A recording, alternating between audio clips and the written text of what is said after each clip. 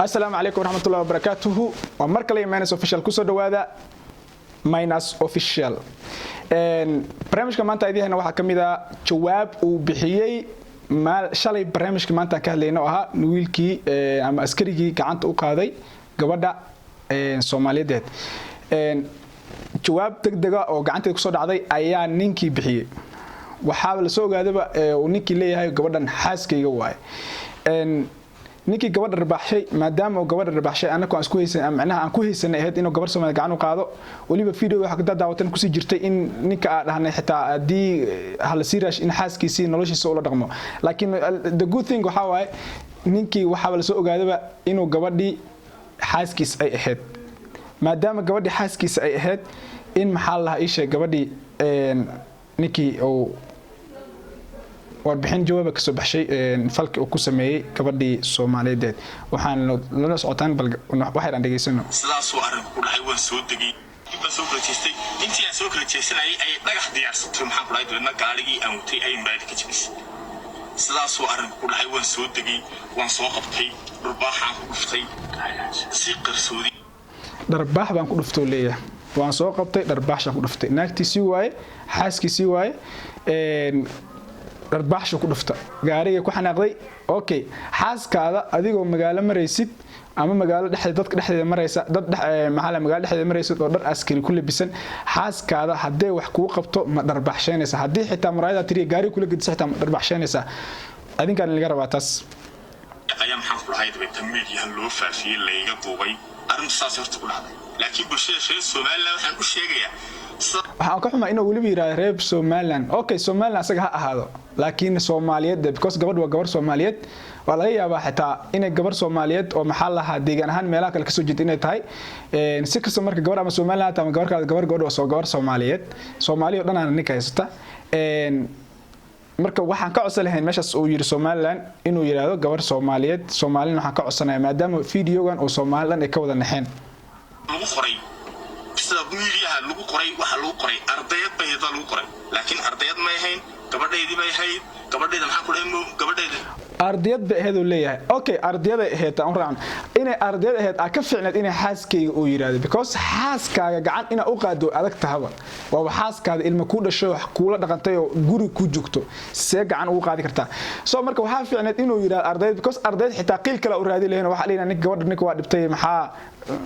loo sameeyay ma fahmaysaa laakiin wuxuu leeyahay xaaskay gabadheeda ahayd soo marka gabadheeda laba mid aan qaadan karnaa anaka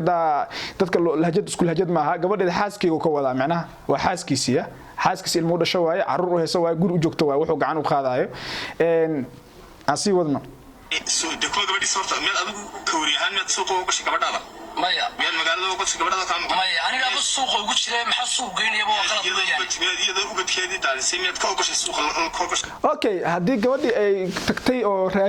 familigeedii ama magaalada ay gashay xaaskaada ay tahay inta ka doonto ma soo dilaysaa leeyahay guriga wuxuu soo laaba dharbaax kala dalaysaa no taas fikirkeena ma qalad waa taas ayadana hadii gabadhii oo tagtay okay xaaskaadii had way ka tagtay guri kale tagtay ama guriyaadii ka tagtay magaalada dhexdeeda ku dharbaaxshanaysa guriga xoog ku cunsa gabadha dad ma lahamya soo dad ma walaalkay soo imaan karo walaalkay soo ma joogo dadkeeda soo ma joogaan soo dharbaaxshanaysa adima dhash waa heshiishan shalay heshiisa ku wada maateen heshiiskini waa agreementii uu dhamaaday ama way ka xumaatay ama way ka baxday ama adaa ka baxay soo adii biridii adii ka baxay adii soo dharbaaxshanay marka ayada waa dharbaaxshaysay okay asidaawno laakiin waxyaalahaas oo kale waxa waaye waxyaala aan macquul ahayn waaye badanaan dhibka Soomaalida haysto kamid yihiin dhibka Soomaalida haysto kamid yihiin qofka bini aadanka xaq u leeyahay aan daawano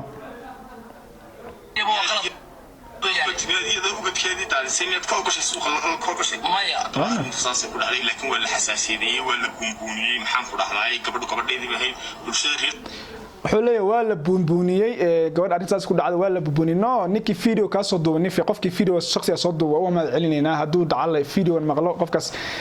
waan loo baahan yahay ragga noocan oo kale in video laga soo duubo oo dad bulshada la wadaago oo dumarkooda hadda gabadhan halkaas maalin bagaal dhexdeeda ku dharbaaxshanay guriga maxaa u maleynaysa dad kula joogo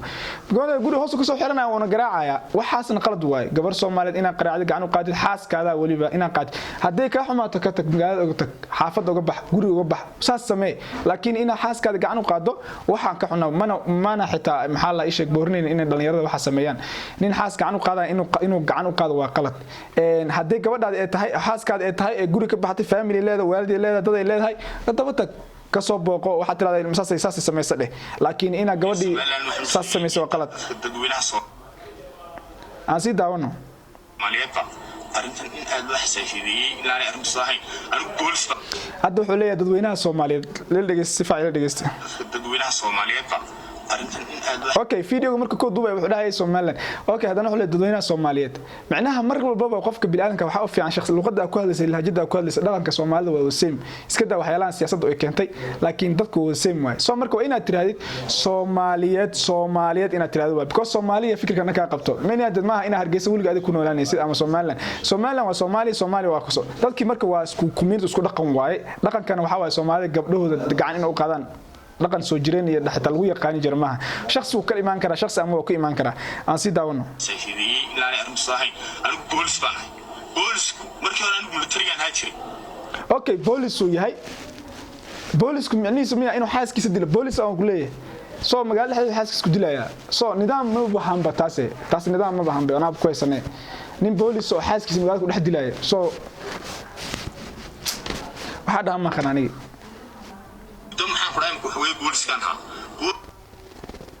soo ma jeed wuxuu leeyahay aniga booliskan ahaa okay booliska ahaati muxumo laakiin maxaa keen ina booliska adoo saas sameeyay maxaa keenay aniga waxaas aan dhixi ka wax aan sheegi karo ma aqaano wallahi waa ka xumahay kulay ninkaas waxa kula tali lahaa dadweynaha daawado inay ninkaas maxaa la ishay gabadhaas xaqeedii la raasho gabadhaas hadda waxa marna ku midka akhrinayay waxaan soo ogaaday in la dhahay gabadha xitaa asaga mooqo hadda kor way kala tageen si wararka qaar ay ka helay xogta dhalinyarada qaar ay soo direen waxa leeyahay gabadha wayba kala tageen oo ka maseersan yahay magaalada oo dhinac uga jirtay ayadana shaahi is gadanaysay marka saas soo macnaha laakiin gabadhiisi ma uu kala fur hadda kor furaa leeyahay way kala tageen leeyahay soo marka waxaan u sheegayaa waxa waaye dadkii gabadhaas dhalay in ninkaas talaabo sharci ka qaataan dawladda Soomaaliland ka codsanayna ama maamulka Soomaaliland in ninkaas talaabo sharci ka qaadaan wax kasta uu yahay gabadhaas maxkamadeeda xaqeedii loo raadiyo waana gabar hooya si ka muuqato asina uu sheegayo hadii xaaskiisa ay tahay ama ilmaha u dhash ama ilmihiisa u dhalin inuu gacan u qaado qalad magaalada dhexdeeda uu ku dilo qalad waa kulay sabab ay jirta ayada laftigeeda sabab la'aan ninka iska la dagaalaysa ama wax ugu ridayso soo marka waxaan u sheegaynaa waxay tahay in gabadhaas xaqeedii la raasho oo maxaa la sheeg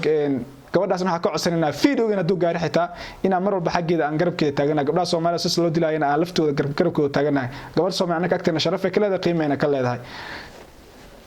مع السلامة وإنه مركل ليه برنامج كله وإحنا جلسوا عطان ومينس official بليز هنجي لا بينا سبسكرايب يشيرته يلايكته واحد يسكت جعليه وإنتاس سبر مش بدنا جلسوا عطان فريمين وإلى وذاك دونتان وأن كعصنا إنا إلى وذاك تان أم هوس أي قريبتان إن شاء الله وإنه مركل